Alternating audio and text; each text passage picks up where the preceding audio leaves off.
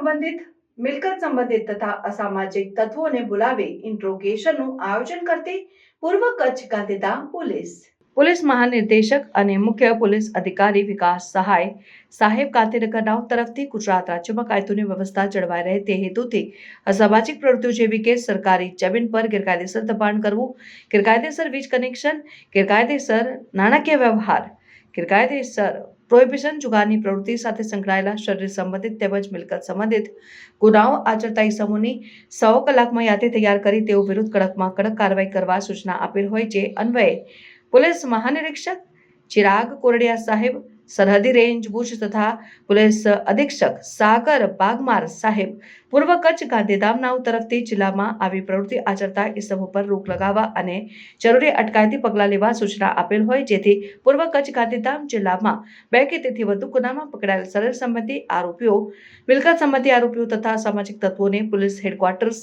ગાંધીધામ ખાતે બોલાવવામાં આવેલ.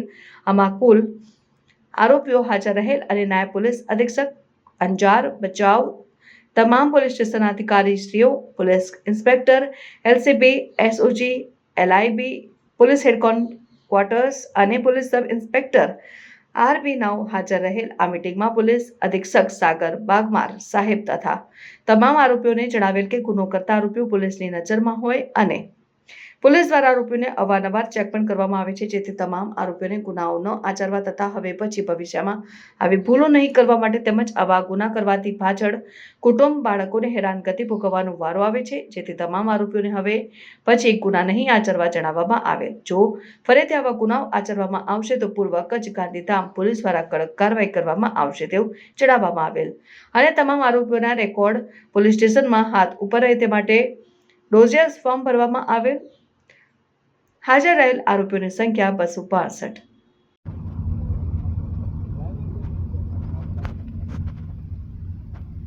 ડ્રાઇવિંગ કરું છું. ઉંમર કેટલી છે તારી? 21. પ્રિયા ભાઈ શું કરે છે? એ શું કરે છે કામ? બેન કન્સ્ટ્રક્શન કરે. મારું નામ આરતી ઈશ્વર ગોસ્વામી. LLB રનિંગ છે સર, ફર્સ્ટ યર સ્ટુડન્ટ. હવે ધ્યાન રાખજો. રાજકોટ. કઈ જગ્યાએ રહેવાનું છે? આદિપુર મણિનગર. હા, આદિપુર મણિનગર. છેલ્લો ગુનો ક્યારનો છે? છેલ્લે ક્યારે ગુનો કર્યો? 12 મહિના થયા. 12 મહિના, 1 વર્ષ. મારામારીના કોઈ ગુના? 12 મહિના થયા છે. મારામારી? હા સાહેબ. કેટલા છે મારામારી? એક કોને સાથે? ગાડીવાળા સાહેબ મગજમારી થઈ ગઈ. હા, ગાડીવાળાથી મગજમારી થઈ ગઈ.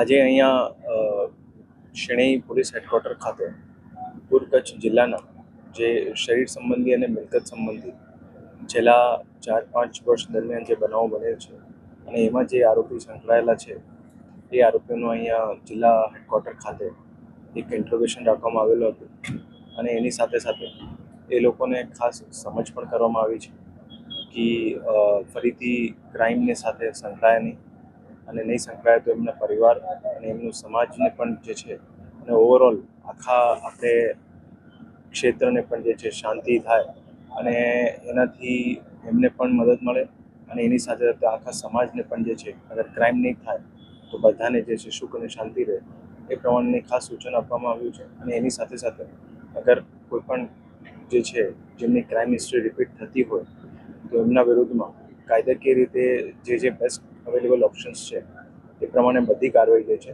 જિલ્લા પોલીસ દ્વારા કરવામાં આવશે.